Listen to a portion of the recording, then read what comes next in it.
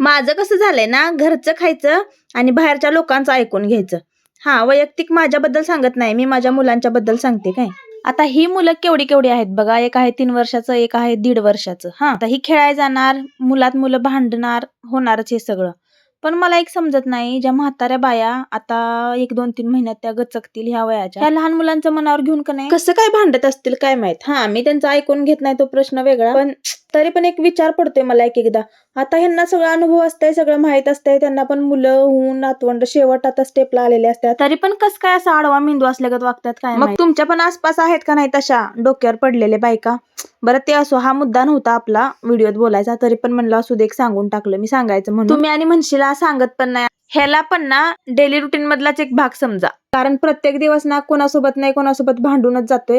आणि मला वाटतंय प्रत्येक आईची ना हीच कंडिशन असेल आता सध्याला, कारण माझी तर हीच आहे बाबा.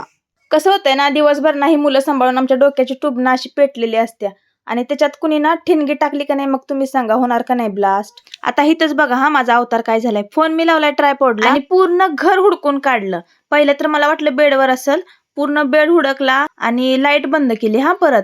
त्याच्यानंतर आणि चालू केली आणि पूर्ण घरात बघितलं आणि नंतर आणि बंद केली, आणि शेवटी ना इथे येऊन थांबल्यानंतर मला समजलं की फोन माझ्या समोरच आहे.